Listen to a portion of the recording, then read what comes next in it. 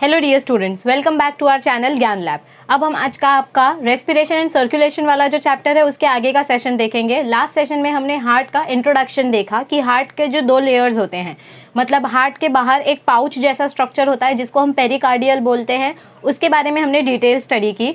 अब आज हम हार्ट वॉल मतलब हार्ट कौन से मसल से बना है उसके बारे में देखेंगे, और फिर जो सबसे इंपॉर्टेंट पार्ट है हार्ट का, दैट इज एक्सटर्नल स्ट्रक्चर और इंटरनल स्ट्रक्चर, वो उनके रिस्पेक्टिव सेशंस में हम समझने की कोशिश करेंगे। तो सबसे पहले अगर आपने अब तक हमारी चैनल को सब्सक्राइब नहीं किया है तो प्लीज़ चैनल को सब्सक्राइब कर लीजिए, क्योंकि अभी भी 50% ऐसे हमारे व्यूवर्स हैं जो चैनल की वीडियोस देखते हैं लेकिन उन्होंने सब्सक्राइब नहीं किया है। तो यूट्यूब पर ज्ञान लैब सर्च कीजिए, हमारा लोगो देखिए और चैनल को सब्सक्राइब कर दीजिए, और अगर वीडियो अच्छी लगे तो अपने फ्रेंड्स के साथ शेयर कर दीजिए। चलिए स्टार्ट करते हैं आज के सेशन के साथ, लेकिन मेरी एक रिक्वेस्ट है कि आज का सेशन देखने से पहले आप इसका पहले वाला सेशन ज़रूर देखें, क्योंकि पहले वाला सेशन अगर आप नहीं देखेंगे तो आज का सेशन आपको समझ में नहीं आएगा। ओके, सो देखिए आज के सेशन में हम सबसे पहले रिविजन करेंगे। लास्ट टाइम हमने जो आधा पार्ट देखा था हार्ट के आउटर वॉल का, मतलब जो हार्ट का पाउच जैसा स्ट्रक्चर होता है। जैसे समझो ये हार्ट है और इस हार्ट के बाहर ये एक मैंने पाउच जैसा रैपर लगा दिया है, तो ये जो रैपर जैसा स्ट्रक्चर होता है उसको हम बोलते हैं पेरिकार्डियम। क्या बोलते हैं? पेरिकार्डियम। तो यहाँ पर देखो हार्ट का जो डायग्राम हमने लास्ट टाइम ड्रॉ किया था, बाहर हार्ट के एकदम आउटर साइड में पेरिकार्डियम होता है और पेरिकार्डियम के अंदर की तरफ हार्ट वॉल होता है। बाहर पाउच है और पाउच के अंदर फिर हार्ट के वॉल स्टार्ट होंगे। सो सबसे पहला ये जो पाउच होता है, जो पेरिकार्डियम होता है, ये 2 टाइप्स के होते हैं, मतलब पेरिकार्डियम 2 अलग अलग लेयर से बना है। Outer layer is fibrous layer and inner layer is serous layer. Please पहले वाला सेशन देखो, उसमें मैंने ये डिटेल में आपको एक्सप्लेन किया है। सो पेरिकार्डियम जो 2 तरीके के लेयर्स से बना है, outer fibrous and inner serous. ये सीरस लेयर आगे जाके वापस 2 पार्ट्स में डिवाइड हो जाता है, मतलब सीरस लेयर जो एक मेम्ब्रेन है, ये मेम्ब्रेन वापस 2 अलग अलग मेम्ब्रेन से बना है। सीरस मेम्ब्रेन का जो आउटर पार्ट है that is known as outer parietal layer, और सीरस मेम्ब्रेन का जो अंदर वाला पार्ट है that is known as inner visceral layer. और इन दोनों लेयर्स के बीच में जो खाली जगह प्रेजेंट है, मैंने प्रीवियस सेशन में बताया था कि सीरस मेम्ब्रेन के 2 लेयर्स के बीच में जो खाली जगह प्रेजेंट होती है वो किस चीज़ से भरी हुई होती है? वो पेरिकार्डियल फ्लूइड से भरी हुई होती है। किससे भरी हुई होती है? पेरिकार्डियल फ्लूइड से भरी हुई होती है। और इस फ्लूइड का काम क्या होता है? मैकेनिकल शॉक को एब्जॉर्ब करना। क्या काम होता है? ये फ्लूइड क्या करेगा? सबसे पहली बात तो ये लिक्विड है। लिक्विड की प्रॉपर्टी क्या होती है? किसी भी चीज़ को मॉइस्चर प्रोवाइड करना, तो ये हमारे हार्ट मसल को मॉइस्चर प्रोवाइड करता है। और दूसरी बात क्या है कि ये फ्लूइड जो है ये हमारे हार्ट को किसी भी तरीके के मैकेनिकल शॉक से, मतलब झटके से प्रोटेक्ट करता है। तो पेरिकार्डियल फ्लूइड का आपको फंक्शंस पता होना चाहिए। What is the function of pericardial fluid? It provides moisture to the heart, मतलब it keeps the heart muscles moist, and it acts as shock absorber. Shock absorbent मतलब क्या होता है? मैकेनिकल शॉक से ये प्रिवेंट करेगा हमारे हार्ट को। अब इसके बाद हमने देखा था कि इनर विसरल लेयर जो होता है, जो इनर लेयर होता है वो एक्चुअली हार्ट मसल का फर्स्ट लेयर होता है। हमारा हार्ट वॉल 3 अलग अलग लेयर से बना है, 3 अलग अलग मसल से बना है। हार्ट वॉल कौन से 3 अलग अलग मसल से बना है? सबसे पहले एपिकार्डियम, फिर मिडल मायोकार्डियम और फिर inner endocardium. Outer epicardium, AP मतलब क्या होता है? Above, outer. मायो मतलब क्या होता है? मिडल, और एंडो मतलब क्या होता है? इनर।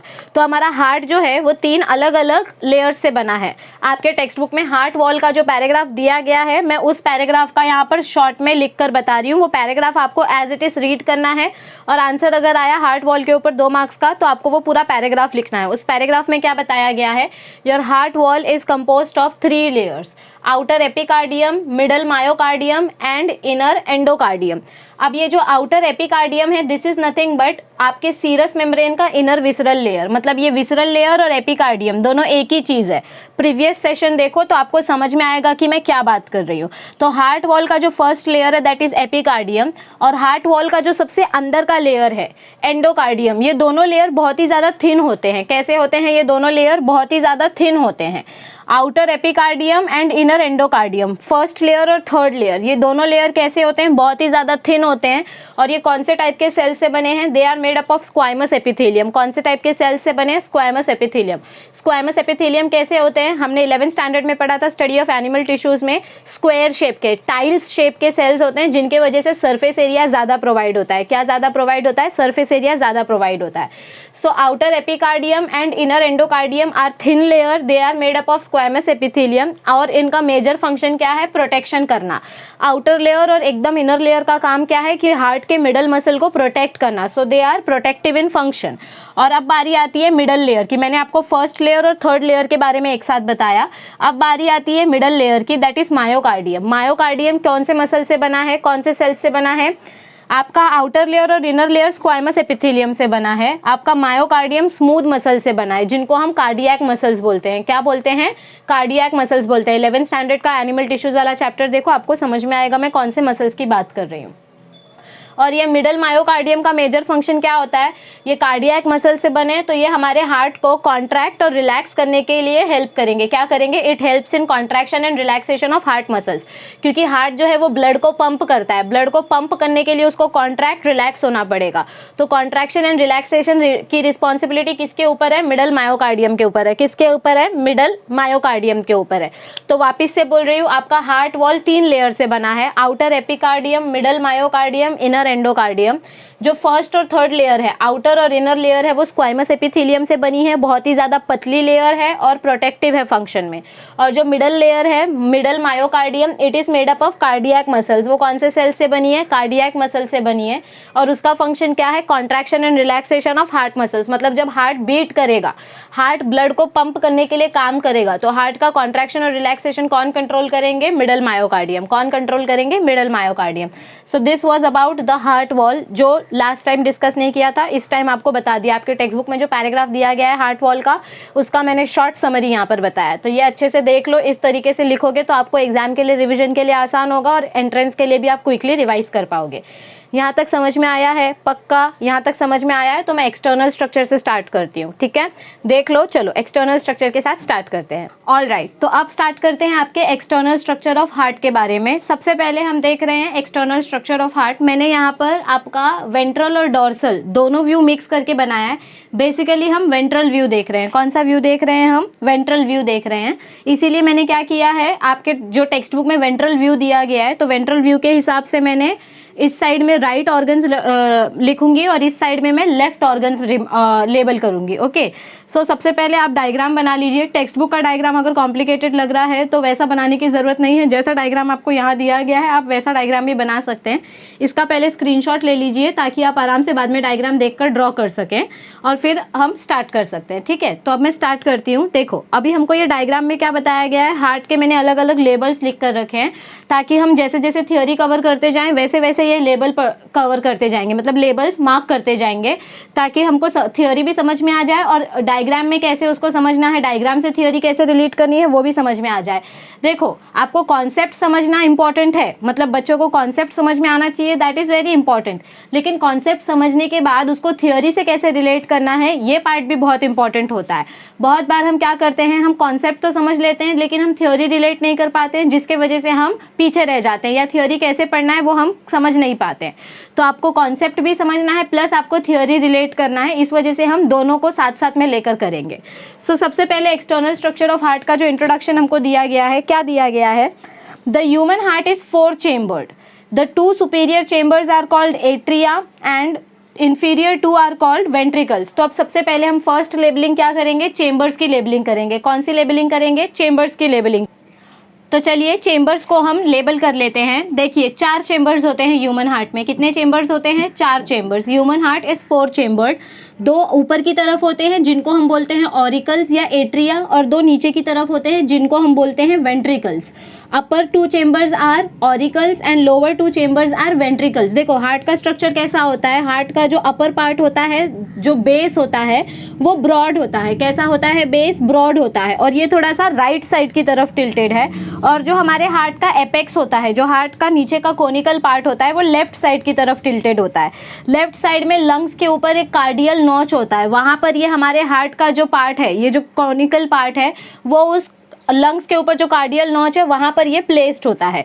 सो आपका जो ये हार्ट है, ऊपर वाला पार्ट, बेस वाला, ब्रॉड बेस राइट साइड की तरफ टिल्टेड है, और लेफ्ट कोनिकल कोनिकल अपेक्स जो है वो लेफ्ट साइड की तरफ टिल्टेड है, ठीक है। सो इस तरीके से हमारे हार्ट का स्ट्रक्चर अरेंज होता है, मतलब उसका पोजीशन ऐसा होता है, और 4 चेंबर्स होते हैं। Upper 2 chambers are known as auricles. तो यहाँ पर देखो, this is the right side of the heart and this is the left side of the heart. मैंने वेंट्रल व्यू ड्रॉ किया है, आपकी टेक्स्ट बुक में जो हार्ट का डायग्राम दिया है उसके हिसाब से मैंने वेंट्रल व्यू ड्रॉ किया है।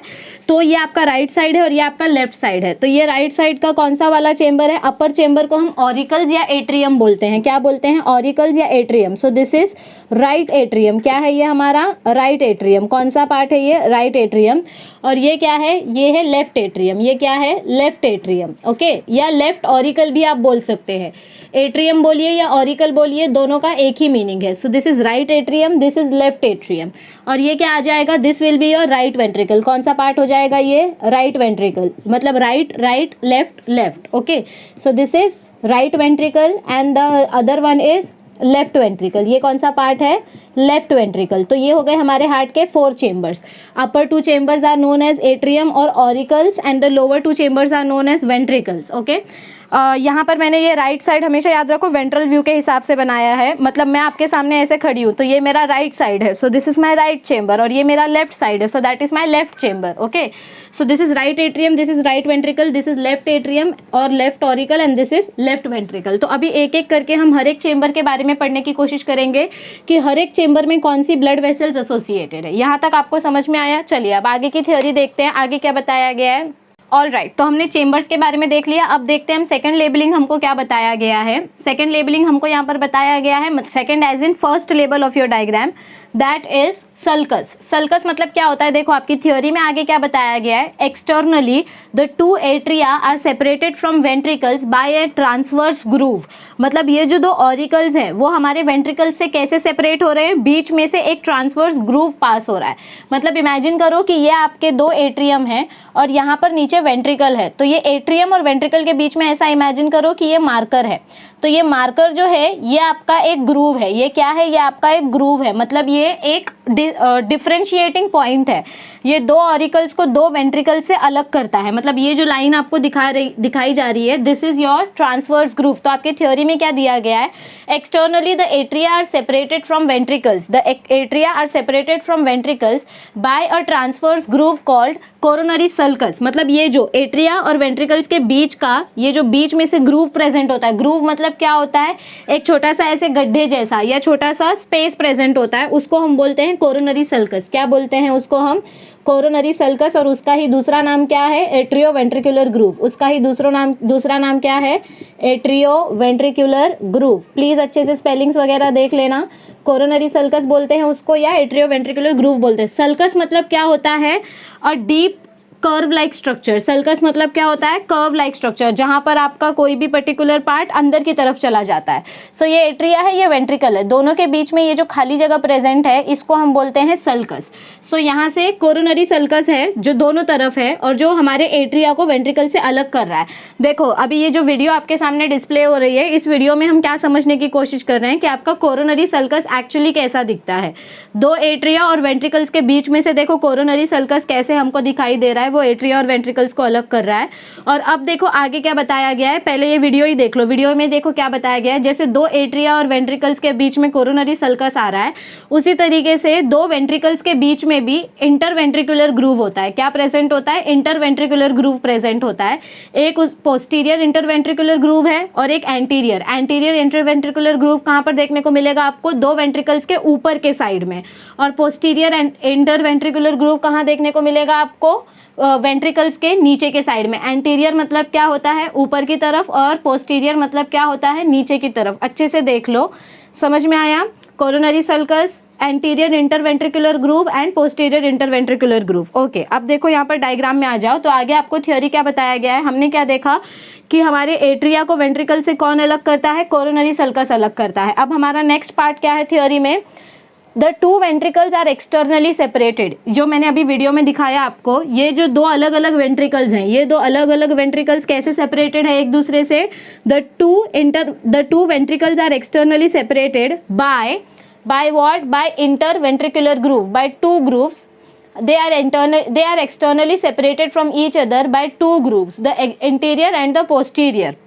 मतलब ये जो बीच में ये जो सेप्टम जा रहा है, या आप ऐसा बोल सकते हो ये जो बीच में एक लेयर जा रही है, ऊपर की तरफ एक लेयर प्रेजेंट होगी और नीचे की तरफ देखो ये हार्ट पूरा ऐसा स्ट्रक्चर है। तो यहाँ से भी आपका वेंट्रिकल सेपरेट हो रहा है और यहाँ से भी वेंट्रिकल सेपरेट हो रहा है, मतलब हार्ट के ऊपर से लाकर नीचे तक ये आपके वेंट्रिकल्स हैं। सो ऊपर से लेकर आकर नीचे तक हमारे वेंट्रिकल्स को सेपरेट कर रहा है। तो ये सेपरेटिंग मेम्ब्रेन को हम क्या बोलते हैं? Interventricular groove. क्या बोलते हैं इसको हम? इंटरवेंट्रिकुलर। क्या बोलते हैं? इंटरवेंट्रिकुलर। इंटरवेंट्रिकुलर मतलब क्या होता है? दो वेंट्रिकल्स के बीच में। एट्रियोवेंट्रिकुलर मतलब क्या होता है? एट्रिया और वेंट्रिकल के बीच में। एट्रियो मतलब ऑरिकल्स, ये दो ऑरिकल्स, और वेंट्रिकुलर मतलब ये दो वेंट्रिकल्स। तो एट्रियो वेंट्रिकुलर मतलब इन दोनों के बीच का मेम्ब्रेन, और इंटरवेंट्रिकुलर मतलब दो वेंट्रिकल्स के बीच का ग्रूव। समझ में आया आपको क्या बोला मैंने? देखो हमारा हार्ट 4 चेंबर्स का है, तो ऊपर के 2 चेंबर्स और नीचे के 2 चेंबर्स, इन दोनों चेंबर्स के बीच में जो प्रेजेंट है उस बीच के मिडल कॉमन लेयर को हम क्या बोलेंगे? कोरोनरी सल्कस या एट्रियोवेंट्रिकुलर ग्रूव। मतलब एट्रियम और वेंट्रिकल्स के बीच के लेयर को एट्रियोवेंट्रिकुलर ग्रूव बोलेंगे। दो वेंट्रिकल्स के बीच के लेयर को हम बोलेंगे इंटरवेंट्रिकुलर ग्रूव। और आप इंटरनल स्ट्रक्चर में पढ़ोगे, जैसे दो वेंट्रिकल्स के बीच में एक लेयर है, वैसे दो एट्रियम के बीच में भी एक लेयर है। दो वेंट्रिकल्स के बीच में एक लेयर है, वैसे ही दो एट्रियम के बीच में भी एक लेयर होती है। इसको हम इंटरनल स्ट्रक्चर में लेबल करेंगे। ये दो एट्रियम के बीच की लेयर को हम क्या बोलेंगे? जैसे दो वेंट्रिकल्स के बीच के लेयर को हम इंटरवेंट्रिकुलर बोल रहे हैं, वैसे दो एट्रियम के बीच के लेयर को हम इंटरऑरिकुलर ग्रूव बोलेंगे। क्या बोलेंगे? इंटरऑरिकुलर सेप्टम या इंटरऑरिकुलर ग्रूव। आपको समझ में आया हम क्या बोल रहे हैं? हम एक्सटर्नल स्ट्रक्चर पढ़ने की कोशिश कर रहे हैं। एक्सटर्नल स्ट्रक्चर में हम क्या देख रहे हैं कि हमारा ये जो दो एट्रियम और दो वेंट्रिकल्स है, दोनों के बीच में एक कॉमन स्पेस प्रेजेंट है। उस कॉमन सेपरेटिंग लाइन को हम बोलते हैं कोरोनरी सल्कस या एट्रियोवेंट्रिकुलर ग्रूव, क्योंकि वो एट्रियम और वेंट्रिकल्स को अलग कर रहे हैं। दो वेंट्रिकल्स के बीच के ग्रूव को हम बोलते हैं इंटरवेंट्रिकुलर ग्रूव, और दो एट्रियम के बीच के ग्रूव को हम बोलेंगे इंटरऑरिकुलर ग्रूव। यहाँ तक समझ में आया आपको? अब देखो आगे आपको थियोरी में क्या दिया गया है? Coronary arteries and coronary veins run through these sulci. क्या बोला गया है? हाँ, इसको आप इंटरवेंट्रिकुलर ग्रूव बोल सकते हो या इंटरवेंट्रिकुलर सल्काई बोल सकते हो। Okay, coronary arteries and coronary veins, ये जो आपका बीच का वेंट्रिकुलर ग्रूव होता है, यहाँ से ही आपके कोरोनरी आर्टरीज और कोरोनरी वेन्स जाते हैं। कोरोनरी आर्टरीज और कोरोनरी वेन्स क्या होते हैं? आपके बॉडी के आर्टरीज और बॉडी के वेन्स। कोरोनरी आर्टरीज क्या करेंगे? आपके लेफ्ट साइड के हार्ट से ऑक्सीजनेटेड ब्लड लेके बॉडी को पास करेंगे। और कोरोनरी वेन्स क्या करेगा? कोरोनरी वेन्स मिलकर कोरोनरी साइनस बनाएंगे। ये जो लेबल है ना, ये कोरोनरी साइनस का लेबल है, हम इसमें भी आएंगे। आपके जो कोरोनरी वेन्स हैं वो कोरोनरी वेन्स मिलकर कोरोनरी साइनस बनाएंगे और हमारे हार्ट के राइट साइड में डीऑक्सीजनेटेड ब्लड लेके आएंगे। देखो जैसे हमने पढ़ा है, आर्टरी का काम होता है ऑक्सीजनेटेड ब्लड लेके जाना, वेन्स का काम होता है डीऑक्सीजनेटेड ब्लड लेकर आना। तो जो आर्टरी बॉडी में ऑक्सीजनेटेड ब्लड लेकर जा रही है उनको हम बोलते हैं कोरोनरी आर्टरीज। तो वो कोरोनरी आर्टरीज कहाँ पर प्रेजेंट है? हार्ट के लेफ्ट साइड में। और जो आर्टरीज, जो वेन्स डीऑक्सीजनेटेड ब्लड लेकर आ रही हैं, बॉडी से लेकर आ रही हैं हार्ट की तरफ, वो वेन्स कहाँ पर प्रेजेंट है? हार्ट के राइट साइड में। समझ में आया? सो आपके कोरोनरी वेन्स और कोरोनरी आर्टरीज ज्यादातर कहाँ पर प्रेजेंट होते हैं? कोरोनरी आर्टरीज प्रेजेंट रहेंगी लेफ्ट साइड में इंटरवेंट्रिकुलर सल्काई के, और कोरोनरी वेन्स प्रेजेंट रहेंगे आपके हार्ट के राइट साइड में इंटरवेंट्रिकुलर ग्रूव के। मतलब यहाँ से आर्टरीज इधर जाएंगी और यहाँ से वेन्स इधर जाएंगे। तो आपके थियोरी में यही बताया गया है that coronary arteries and coronary veins run through this sulci. अब इसके बाद देखो नेक्स्ट पॉइंट क्या बताया गया है? Pulmonary trunk arising from right ventricle and aorta from left ventricle are present on anterior surface of heart। ये पॉइंट वापस सुनो। पल्मनरी ट्रंक एंड आयोर्टा, आपके हार्ट से दो मेजर वेसल्स निकल रहे हैं। क्या निकल रहे हैं? पल्मनरी ट्रंक निकल रहा है और आयोर्टा निकल रहा है। देखो यहाँ ध्यान से देखो, पल्मनरी ट्रंक क्या निकल रहा है? पल्मनरी ट्रंक, ये जो आपके हार्ट के राइट साइड से, थ्योरी में क्या देखा हमने? Pulmonary trunk arises from right ventricle. Pulmonary trunk कहाँ से अराइज हो रहा है? राइट वेंट्रिकल से। तो ये जो ग्रीन कलर का मैंने स्ट्रक्चर बनाया है, ये जो स्ट्रक्चर आपको दिख रहा है, this is your pulmonary trunk. क्या है ये? आपका पल्मनरी ट्रंक है, इसको लेबल कर लो।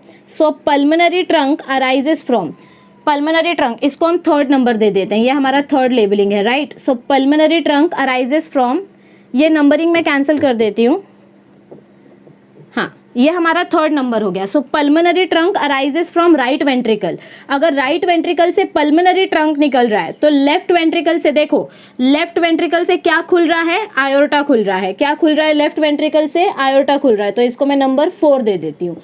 पल्मोनरी ट्रंक राइट वेंट्रिकल से निकलता है और आयोर्टा लेफ्ट वेंट्रिकल से निकलता है। अगर ये 4 है तो आयोर्टा के ये सब पार्ट्स क्या हो जाएंगे, 4ABC। क्या हो जाएंगे, 4A, 4B, 4C। मैंने पहले नंबरिंग डायग्राम को अपने हिसाब से दी थी, लेकिन अब नंबरिंग को हम थ्योरी के हिसाब से समझेंगे तो आपके लिए ईजी हो जाएगा। ठीक है, डोंट वरी, एंड में आपको वापस सब अच्छे से समझ में आ जाएगा। Sorry, this will B 3A and 3B क्योंकि ये पल्मोनरी ट्रंक का पार्ट है। Okay, all right. और ये 4 लिखा था ना, इसको हम कट कर देते हैं। हाँ, तो ध्यान से देखो क्या बोला हमको थियोरी में कि pulmonary trunk arises from left ventricle, right ventricle. Pulmonary trunk कहाँ से निकल रहा है, राइट वेंट्रिकल से। देखो राइट वेंट्रिकल से ये पल्मोनरी ट्रंक निकल के 2 पार्ट में डिवाइड हो जाता है। राइट वेंट्रिकल से ये पल्मोनरी ट्रंक निकल के क्या हो जाता है, 2 पार्ट में डिवाइड हो जाता है। आधे आर्टरीज लेफ्ट में जाएंगे, आधे आर्टरीज लेफ्ट में जाएंगे और आधे आर्टरीज राइट में जाएंगे। आपके राइट वेंट्रिकल से जो पल्मोनरी ट्रंक निकल रहा है वो ट्रंक आगे जाके 2 पार्ट में डिवाइड हो जाता है। आधे आर्टरीज लेफ्ट साइड जाएंगे, आधे आर्टरीज राइट साइड जाएंगे। और ये आर्टरीज आगे जाके कहाँ कनेक्ट होंगे, ये आर्टरीज लेफ्ट वाले आर्टरीज आगे जाके लेफ्ट लंग में कनेक्ट होंगे और राइट आर्टरीज आगे जाके राइट लंग में कनेक्ट होंगे। क्योंकि पल्मोनरी ट्रंक का काम क्या होता है, डीऑक्सीजनेटेड ब्लड कैरी करना। हमेशा याद रखो, आपके हार्ट का जो राइट वाला पार्ट है वो डीऑक्सीजनेटेड ब्लड कैरी करके लंग्स के पास लेके जाता है। फिर लंग्स उसके अंदर ऑक्सीजन भरता है, फिर ऑक्सीजन लेने के बाद वो ब्लड हार्ट के लेफ्ट साइड में आता है और फिर लेफ्ट साइड से आयोर्टा के पास जाता है। फिर आयोर्टा से वो बॉडी में सप्लाई होता है। फिर बॉडी से डीऑक्सीजनेटेड ब्लड कहाँ पर आता है, हार्ट के राइट साइड में। फिर राइट साइड से राइट वेंट्रिकल में आता है, राइट वेंट्रिकल से पल्मोनरी ट्रंक में जाता है ब्लड, पल्मोनरी ट्रंक से वो अपने अपने आर्टरीज में चला जाता है, राइट आर्टरी और लेफ्ट आर्टरी, और फिर राइट आर्टरी और लेफ्ट आर्टरी से वो लंग्स के पास चला जाता है। तो देखो आपके राइट वेंट्रिकल से जो पल्मोनरी ट्रंक निकल रहा है, ये राइट वेंट्रिकल से देखो पल्मोनरी ट्रंक यहाँ से ओपन हो रहा है, तो यहाँ से आपका डीऑक्सीजनेटेड ब्लड की एंट्री हो रही है। किसकी एंट्री हो रही है, आपके राइट वेंट्रिकल से क्या जा रहा है, डीऑक्सीजनेटेड ब्लड जा रहा है। कहाँ पर जा रहा है, राइट साइड में और लेफ्ट साइड में। कहाँ पर जा रहा है, आपके राइट साइड में और लेफ्ट साइड में। सो ये क्या हो जाएगा, ये आपका क्या होगा, ये पल्मोनरी ट्रंक है। Number 3 is pulmonary trunk. So 3A is left pulmonary artery. 3A क्या है आपका, लेफ्ट पल्मोनरी आर्टरी। और 3B आपका क्या हो जाएगा, राइट पल्मोनरी आर्टरी। ये 3B क्या हो जाएगा आपका, राइट पल्मोनरी आर्टरी। समझ में आ रहा है मैं क्या बोल रही हूँ। हम एक एक करके थ्योरी के हिसाब से डायग्राम देखने की कोशिश कर रहे हैं। सबसे पहले हमने हार्ट का चेंबर देखा। हार्ट के 4 चेंबर्स कौन से होते हैं, ऊपर के 2 ऑरिकल्स राइट एंड लेफ्ट, नीचे के 2 वेंट्रिकल्स राइट एंड लेफ्ट। फिर हमने सेकंड लेबलिंग क्या देखी, कोरोनरी सल्कस। ऑरिकल्स और वेंट्रिकल्स के बीच का जो पार्ट है उसको हम कोरोनरी सल्कस या एट्रियो वेंट्रिकुलर ग्रूव बोलते हैं। फिर 2 वेंट्रिकल्स के बीच का जो सेप्टम है या बीच का जो सल्कस है उसको हम इंटरवेंट्रिकुलर ग्रूव या इंटरवेंट्रिकुलर सल्काई बोलते हैं। इन इंटरवेंट्रिकुलर ग्रूव सल्काई से क्या पास होता है, कोरोनरी आर्टरीज और कोरोनरी वेन्स। इनमें से क्या पास होते हैं, coronary arteries and coronary veins. आपके इंटरवेंट्रिकुलर सल्काई से क्या पास होते हैं, coronary arteries and coronary veins. Coronary arteries क्या कैरी करेंगे, ऑक्सीजनेटेड ब्लड कैरी करेंगे हार्ट टू बॉडी, और कोरोनरी वेन्स क्या कैरी करेंगे, डीऑक्सीजनेटेड ब्लड कैरी करेंगे। कोरोनरी आर्टरी क्या कैरी करेगा, ऑक्सीजनेटेड ब्लड। कहाँ से कहाँ तक, हार्ट टू बॉडी। कहाँ से कहाँ तक, हार्ट टू बॉडी। और कोरोनरी वेन्स क्या करेंगे, डीऑक्सीजनेटेड ब्लड कैरी करेंगे। कहाँ से कहाँ तक, बॉडी से हार्ट तक, बॉडी टू हार्ट।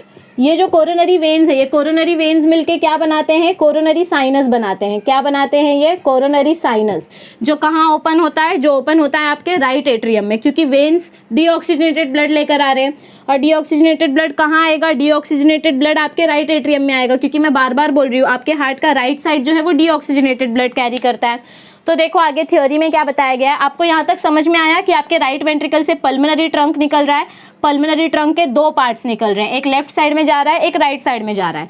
और आपके लेफ्ट वेंट्रिकल से आयोर्टा निकल रहा है। आयोर्टा से क्या एंटर हो रहा है, इधर देखो, आयोर्टा से क्या एंटर होगा, आयोर्टा से ऑक्सीजनेटेड ब्लड एंटर होगा। क्या होगा, ऑक्सीजनेटेड ब्लड एंटर होगा, जो कहाँ पर जाएगा, जो आपकी बॉडी में जाएगा। और आयोर्टा के आगे जाके 3 पार्ट्स हैं। तो आयोर्टा के 3 जो पार्ट्स हैं, ये 3 पार्ट्स कौन कौन से हैं वो हम आगे देखेंगे थ्योरी में जब आएगा, तब तक के लिए इसको ऐसे ही रहने दो। अब देखो आगे थ्योरी में क्या बताया गया है, the pulmonary trunk bifurcates into right and left pulmonary arteries. जो मैंने आपको बताया, ये पल्मोनरी ट्रंक 2 पार्ट में बाइफरकेट हो जाता है। बाइफरकेट मतलब 2 पार्ट में डिवाइड हो जाता है, left pulmonary artery and right pulmonary artery. और यहाँ से ये ब्लड कहाँ पर जाएंगे, ये वाला पल्मोनरी आर्टरी डीऑक्सीजनेटेड ब्लड लेकर जाएगा लेफ्ट लंग्स के पास।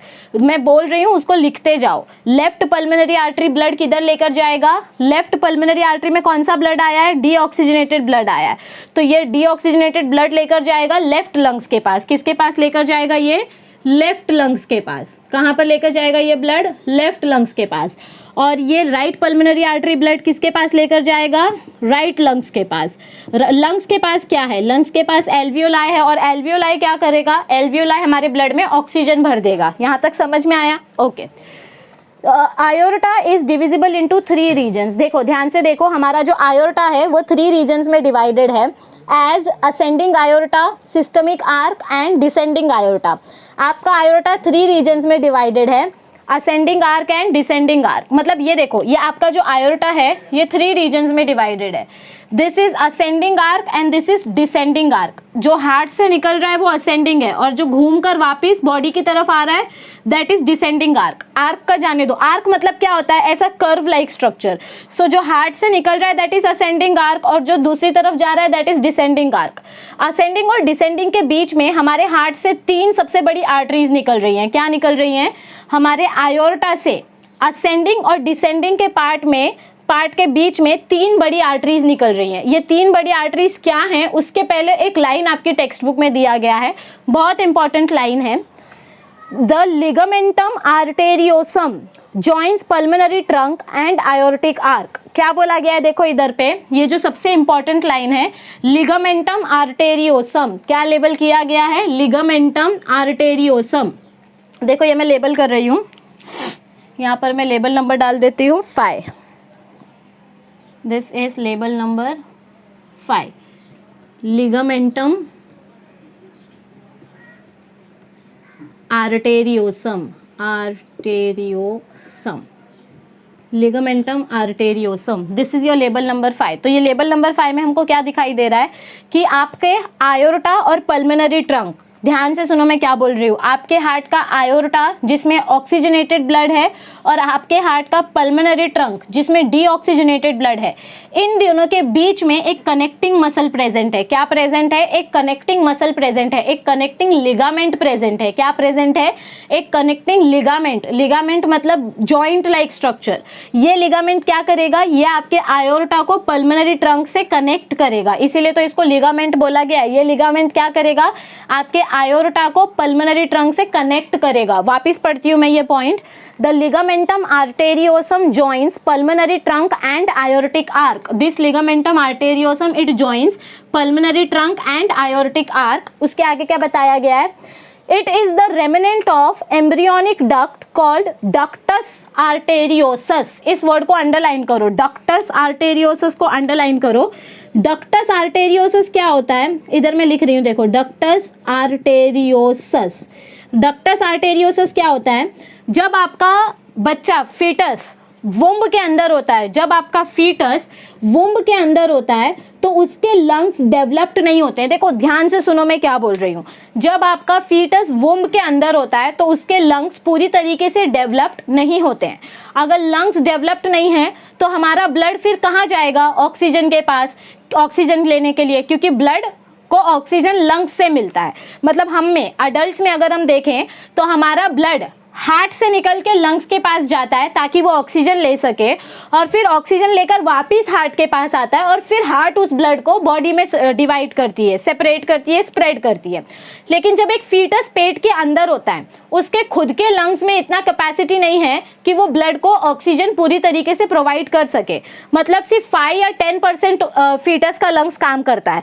तो 90% ऑक्सीजन फिर कहाँ से मिल रहा है, फीटस के ब्लड को 90% ऑक्सीजन कहाँ से मिल रहा है, 90% ऑक्सीजन उसको मिल रहा है प्लेसेंटल ब्लड से। कहाँ से मिल रहा है? प्लेसेंटल ब्लड से। मतलब फीटस और मदर की बॉडी प्लेसेंटा की मदद से कनेक्टेड होती है। किसकी मदद से कनेक्टेड होती है? प्लेसेंटा। प्लेसेंटा मतलब अम्बिलिकल कॉर्ड। तो फीटस को कहाँ से ऑक्सीजन मिल रहा है? मदर के ब्लड से। कहाँ से मिल रहा है? मदर के ब्लड से। अब ये ऑक्सीजन जो फीटस को मिल रहा है, फीटस इस ऑक्सीजन को क्या करेगा? अपने हार्ट के अंदर ही अंदर डिस्ट्रीब्यूट कर लेगा। मतलब वो उस हार्ट के ब्लड को लंग्स तक नहीं जाने देगा। तो फीटस की बॉडी में क्या होता है? ये आयोर्टा और पल्मोनरी ट्रंक के बीच में ना एक कनेक्शन होता है। मतलब ह्यूमंस में कैसे होता है? अडल्ट ह्यूमंस में ये आयोर्टा और पल्मोनरी ट्रंक अलग अलग हो जाते हैं। इन दोनों के बीच में कोई कनेक्शन नहीं होता है। Pulmonary trunk deoxygenated blood carry करता है, आयोर्टा ऑक्सीजनेटेड ब्लड कैरी करता है अडल्ट्स में, मतलब बच्चा पैदा होने के बाद। लेकिन जब बच्चा पेट में है तो उसके ये ट्रंक्स प्रॉपर्ली डेवलप नहीं होते हैं। यहाँ पर एक कनेक्शन होता है। मतलब ये आयोर्टा और पल्मोनरी ट्रंक दोनों एक साथ कनेक्टेड होते हैं फीटस के अंदर। तो ये जो दोनों कनेक्टेड होते हैं उस पार्ट को हम बोलते हैं डक्टस आर्टेरियोसस। क्या बोलते हैं हम उस पार्ट को? Ductus arteriosus. मतलब फीटस के अंदर जो उसका आयोर्टा और पल्मोनरी ट्रंक होगा, फीटस के अंदर जो फीटस के हार्ट का आयोर्टा और पल्मोनरी ट्रंक होगा, वो दोनों आपस में क्या होंगे? कनेक्टेड होंगे। क्यों? क्योंकि फीटस को ऑक्सीजन लेने के लिए लंग्स तक जाने का कोई फायदा नहीं है, क्योंकि लंग्स के पास ऑक्सीजन ही नहीं है। लंग्स का जो एल्वियोलाई है, हमारे फीटस का जो लंग्स है, लंग्स के अंदर जो एल्वियोलाई है, उन एल्वियोलाई के अंदर एमनियोटिक फ्लूइड भरा है। क्या भरा है? फीटस का जो लंग्स है, उस लंग्स के अंदर जो एल्वियोलाई हैं, लंग्स के अंदर क्या है? एल्वियोलाई हैं। इन एल्वियोलाई के अंदर क्या भरा है? एमनियोटिक फ्लूइड भरा है। मतलब सिर्फ लिक्विड भरा है। और इस एमनियोटिक फ्लूइड के अंदर ऑक्सीजन का लेवल क्या होता है? एकदम कम होता है। क्या होता है? ऑक्सीजन का लेवल एकदम कम होता है। तो बेचारा मेरा फीटस अगर अपना ब्लड लंग्स के पास भेज रहा है तो वो ब्लड कहाँ जाएगा? एल्वियोलाई के पास जाएगा। अब एल्वियोलाई के पास ऑक्सीजन भरा होना चाहिए, लेकिन हमारे फीटस के एल्वियोलाई के पास क्या भरा हुआ है? एमनियोटिक फ्लूइड भरा हुआ है। और उस एमनियोटिक फ्लूइड में ऑक्सीजन का लेवल एकदम कम है। मतलब 5 to 10% ही ऑक्सीजन। तो 5 या 10% में फीटस जिंदा नहीं रह सकता। तो इस काम के लिए ब्लड लंग्स के पास ना जाए, इसीलिए क्या करता है हमारा फीटस? हमारे फीटस का जो हार्ट है, हार्ट के अंदर का जो आयोर्टा और पल्मोनरी ट्रंक है, आयोर्टा और पल्मोनरी ट्रंक आपस में कनेक्टेड है। किसकी मदद से? Ductus arteriosus. मतलब एक छोटी सी कनेक्टिंग आर्टरी है। जब बच्चा छोटा रहता है, जब बच्चा फीटस के फॉर्म में रहता है, तो बच्चे के आयोर्टा और पल्मोनरी ट्रंक के बीच में एक कनेक्टिंग आर्टरी है, उसको हम बोलते हैं डक्टस आर्टेरियोसस। क्या बोलते हैं उसको हम? Ductus arteriosus. लेकिन ये कब तक बच्चे के अंदर प्रेजेंट रहता है? जब तक बच्चा पेट में है तब तक। मतलब जब तक उसका लंग्स डेवलप नहीं हो जाता तब तक। जब बच्चा पैदा हो जाता है, after 3 weeks of the birth, क्या बोल रही हूँ मैं, एकदम ध्यान से सुनो, after 3 weeks of the birth ये आर्टरी फ्यूज हो जाती है। मतलब ये आर्टरी बंद हो जाती है, और ये आर्टरी बंद होके एक लिगामेंट बन जाती है। क्या बन जाती है? एक लिगामेंट बन जाती है। और उसी लिगामेंट को हम बोलते हैं लिगामेंटम आर्टेरियोसम। क्या बोलते हैं उसी लिगामेंट को हम? लिगामेंटम आर्टेरियोसम। तो देखो आपको अच्छे से समझ में आया है, वो लाइन समझना बहुत इंपॉर्टेंट है। The ligamentum arteriosum attaches aortic and aortic arch with pulmonary trunk. ये लिगामेंटम आर्टेरियोसम क्या कर रहा है? हमारे आयोर्टिक आर्क को पल्मोनरी ट्रंक से अटैच कर रहा है। लेकिन ये लिगामेंटम आर्टेरियोसम कहाँ से आया? तो हमको देखो आगे थ्योरी में पॉइंट दिया गया है, it is the remnant of, remnant मतलब बचा हुआ, it is the remnant of an embryonic duct called ductus arteriosus. मतलब जब हमारा फीटस एम्ब्रियो के फॉर्म में था, मतलब जब हमारा बच्चा पेट में था, फीटस के फॉर्म में था, तो उसकी बॉडी में जो एक डक्टस थी, मतलब एक डक्ट थी, डक्ट मतलब एक आर्टरी थी, डक्टस आर्टेरियोसस। ये डक्टस आर्टेरियोसस बच्चा पैदा होने के 3 हफ्ते के बाद क्या बन जाती है? लिगामेंट आर्टेरियोसम। मैं फिर से बता रही हूँ, डक्टस आर्टेरियोसस का क्या काम होता है? जब बच्चा फीटस के फॉर्म में होता है, जब वो खुद का ब्लड लंग्स तक नहीं पहुंचा सकता ऑक्सीजन के लिए। क्यों? क्योंकि फीटस का लंग्स अनडेवलप्ड होता है। लंग्स के एल्वियोलाई में क्या है? फीटस के एमनियोटिक फ्लूइड भरा है, और एमनियोटिक फ्लूइड की वजह से उसका ऑक्सीजन का लेवल एकदम कम है। तो अब बेचारा लंग्स कहाँ से ब्लड लेगा या कहाँ से ऑक्सीजन लेगा? तो हमारा फीटस क्या करता है? मदर से उसको जितना भी ऑक्सीजन मिल रहा है वो उस ऑक्सीजन को ही अपने हार्ट में सर्कुलेट करते रहता है, वो उस ब्लड को अपने लंग्स तक जाने ही नहीं देता है, क्योंकि लंग्स के पास अगर वो ब्लड चला गया तो उसको ज़्यादा ऑक्सीजन नहीं मिलेगा। तो फीटस क्या सोचता है कि मेरी मदर ने प्लेसेंटा की मदद से मुझे जो ऑक्सीजन दिया है मैं उसी ऑक्सीजन को अपने हार्ट में सर्कुलेट करते रहूँगा। तो हमारा फीटस क्या करता है, मदर के ब्लड से जो ऑक्सीजन उसको मिलता है वो आयोर्टा से डायरेक्ट अपने पल्मोनरी ट्रंक में ट्रांसफर कर देता है। कहाँ ट्रांसफर कर देता है, आयोर्टा से पल्मोनरी ट्रंक में ट्रांसफर कर देता है, और पल्मोनरी ट्रंक से वो वापस से ब्लड उसके लेफ्ट एट्रियम में आ जाता है। कहाँ आ जाता है, लेफ्ट एट्रियम में आ जाता है। तो आप अभी आगे पढ़ोगे, इंटरनल स्ट्रक्चर में पढ़ोगे कि जब पल्मोनरी ट्रंक से ब्लड लेफ्ट एट्रियम में आता है तो यहाँ पर एक होल प्रेजेंट होता है। क्या प्रेजेंट होता है, यहाँ पर एक होल प्रेजेंट होता है जिसको हम बोलते हैं फोरामेन ओवेल। क्या बोलते हैं हम उसको, फोरामेन ओवेल। ये आप इंटरनल स्ट्रक्चर में पढ़ोगे, इसलिए मैं अभी बताकर आपको कंफ्यूज नहीं कर रही हूँ। सिर्फ इतना याद रखो कि जब हमारा फीटस पेट के अंदर होता है तो उसको अपना ब्लड ट्रांसफर करने के लिए लंग्स के पास नहीं भेज सकता, वो ब्लड ऑक्सीजन के लिए वो ब्लड को लंग्स के पास नहीं भेज सकता, इसीलिए हार्ट आपस में ही ब्लड को एक्सचेंज कर लेते हैं। आयोर्टा से पल्मोनरी ट्रंक में आ जाता है ब्लड, और उस आर्टरी को हम बोलते हैं डक्टस आर्टेरियोसस। मतलब इन दोनों के बीच में जो आर्टरी प्रेजेंट होती है उसको डक्टस आर्टेरियोसस बोलते हैं। लेकिन अब बच्चा पैदा हो गया है और बच्चे का लंग्स डेवलप हो गया है, तो 3 हफ्ते के बाद, मतलब बच्चे के पैदा होने के 3 हफ्ते के बाद ये जो आर्टरी, ये जो डक्टस आर्टेरियोसस यहाँ पर प्रेजेंट था, ये आर्टरी फ्यूज हो जाती है, चिपक जाती है, और चिपक के एक लिगामेंट बन जाती है। मतलब पहले जो ट्यूब के फॉर्म में था अब वो लिगामेंट बन गया है। सो ये डक्टस आर्टेरियोसस फ्यूज होके रेमिनेंट बन जाते हैं। रेमिनेंट मतलब बचा हुआ डक्टस आर्टेरियोसस क्या बन जाता है, लिगामेंटम आर्टेरियोसम।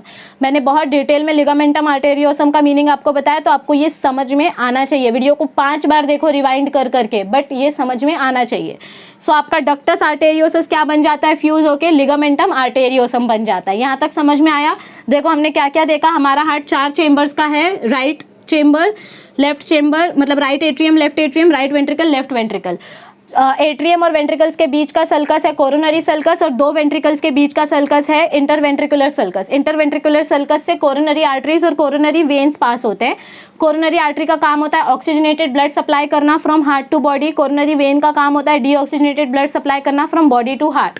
कोरोनरी वेन्स मिलकर क्या बनाते हैं, कोरोनरी साइनस, जो कहाँ पर ओपन होता है, ये कोरोनरी साइनस कहाँ पर ओपन होता है, देखो यहाँ पर मैं लिख रही हूँ, this is coronary, this black one is your coronary sinus. इसको हम नंबरिंग अभी देंगे।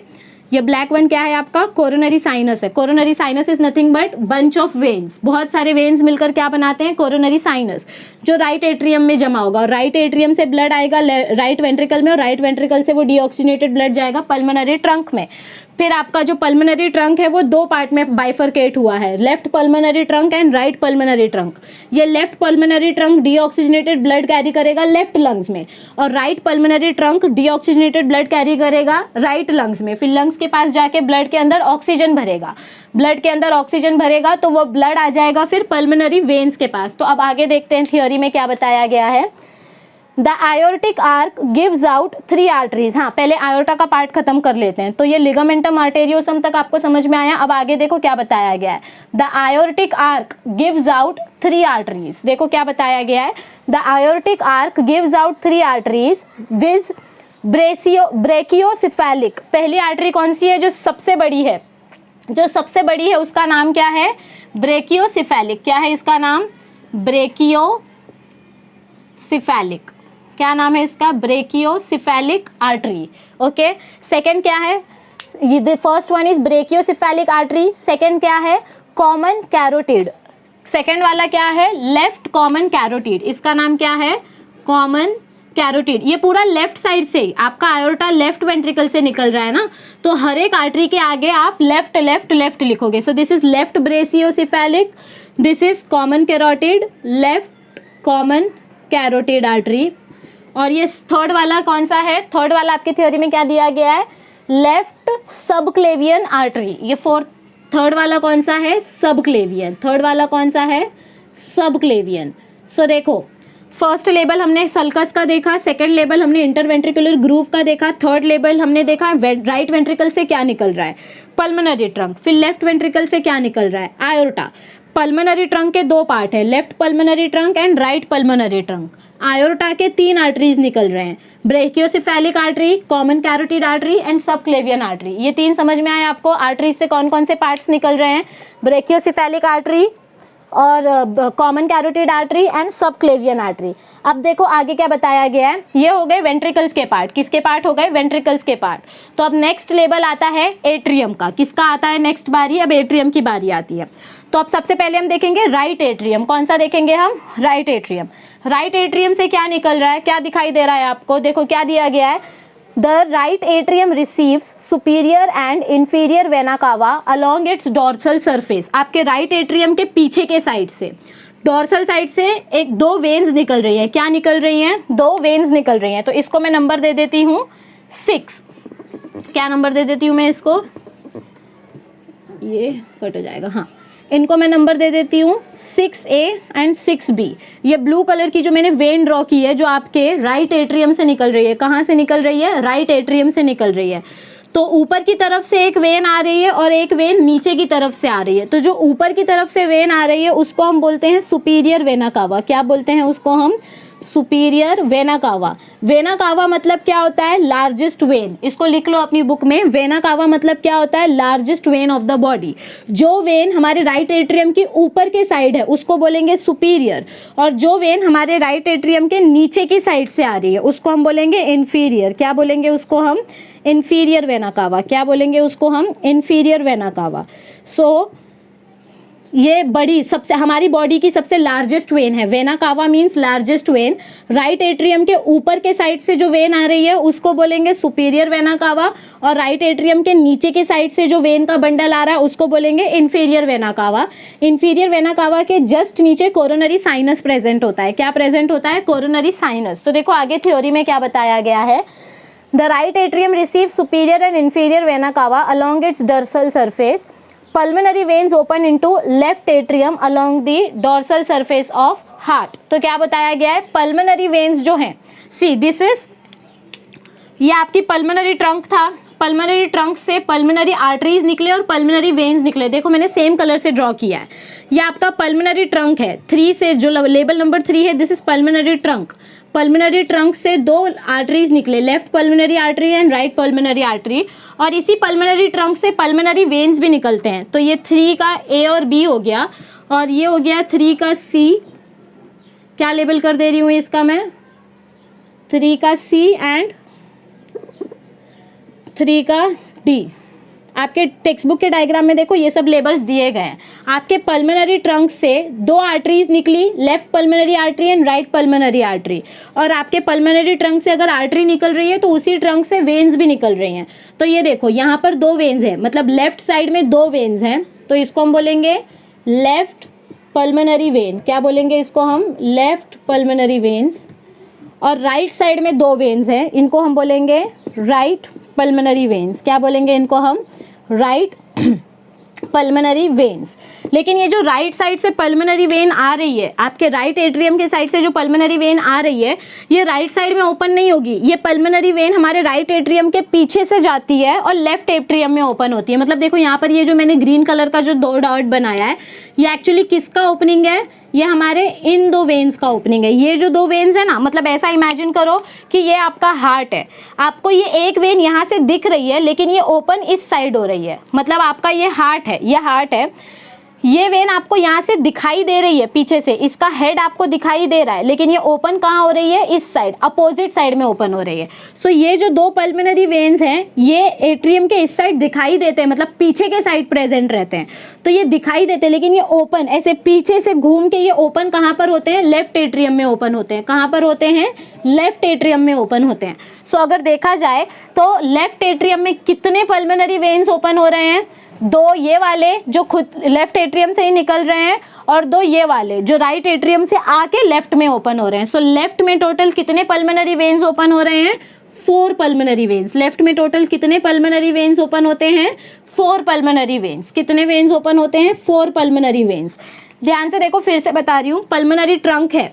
पल्मोनरी ट्रंक क्या कैरी कर रहा है? डीऑक्सीजनेटेड ब्लड कैरी कर रहा है। पल्मोनरी ट्रंक से दो आर्टरीज निकल रही हैं, left pulmonary artery and right pulmonary artery, और आपके हार्ट के एट्रियम में पल्मोनरी वेन्स भी प्रेजेंट है। क्या प्रेजेंट है? Pulmonary veins. हमने थ्योरी में पढ़ा था कि पल्मोनरी आर्टरी और पल्मोनरी वेन्स का काम एग्जैक्टली अपोजिट है कोरोनरी आर्टरी और कोरोनरी वेन्स के कंपैरिजन में। कोरोनरी आर्टरी क्या करता है? Coronary artery oxygenated blood carry करता है, लेकिन पल्मोनरी आर्टरी क्या करता है? पल्मोनरी आर्टरी क्या करता है? डीऑक्सीजनेटेड ब्लड कैरी करता है। देखो, कोरोनरी आर्टरी, आर्टरी का मतलब आपने स्कूल सेक्शन से क्या पढ़ा है? Artery means vessel which carry oxygenated blood. So coronary artery oxygenated blood carry करेगा, लेकिन अगर आर्टरी के आगे मैं पल्मोनरी वर्ड लगा रही हूँ, क्या लगा रही हूँ मैं? पल्मोनरी वर्ड, तो पल्मोनरी आर्टरी क्या करेगा? डीऑक्सीजनेटेड ब्लड कैरी करेगा। और अगर coronary veins deoxygenated blood carry करता है, तो कौन सा वेन ऑक्सीजनेटेड ब्लड कैरी करेगा?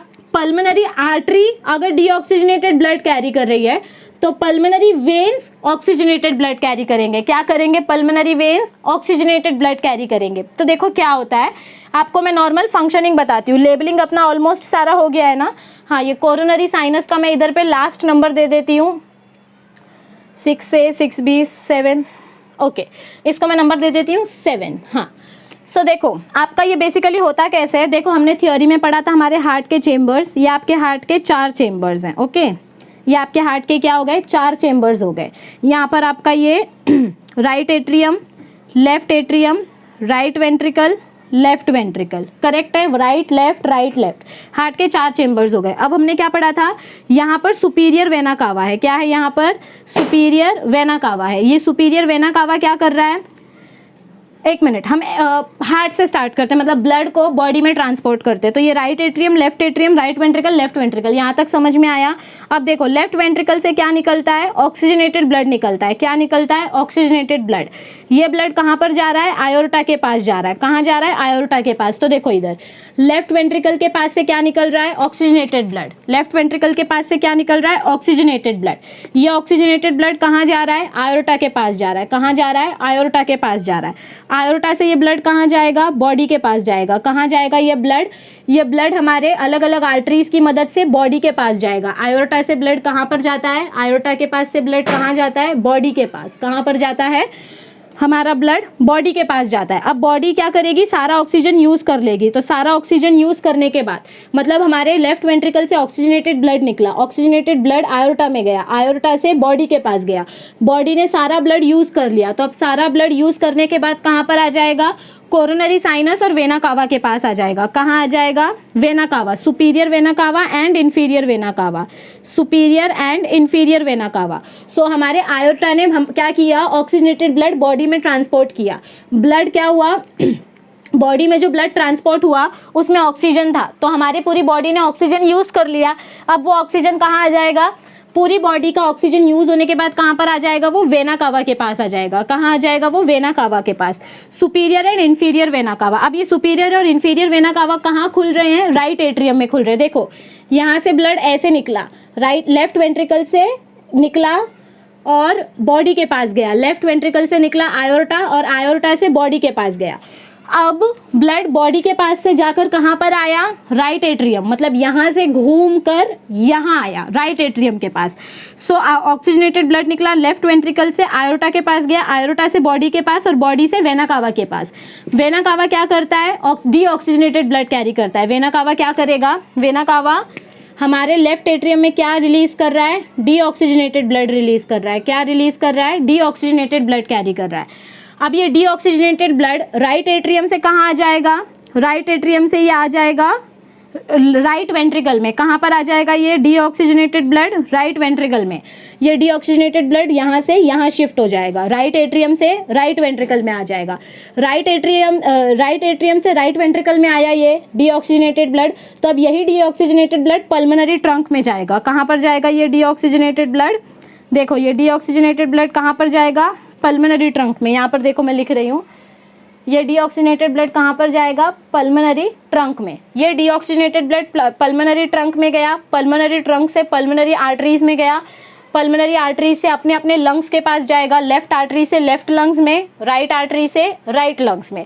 लंग्स से ये ऑक्सीजन लेगा, तो पल्मोनरी ट्रंक से कहाँ गया ये, लंग्स के पास गया। कहाँ पर गया ये, लंग्स के पास। देखो शॉर्ट फॉर्म देखो, हाँ, पल्मोनरी ट्रंक से ये लंग्स के पास गया, लंग्स से इसने क्या ले लिया, ऑक्सीजन ले लिया। तो अब ब्लड कैसा हो गया, ऑक्सीजनेटेड ब्लड हो गया। ब्लड हमारा कैसा हो गया, ऑक्सीजनेटेड ब्लड हो गया।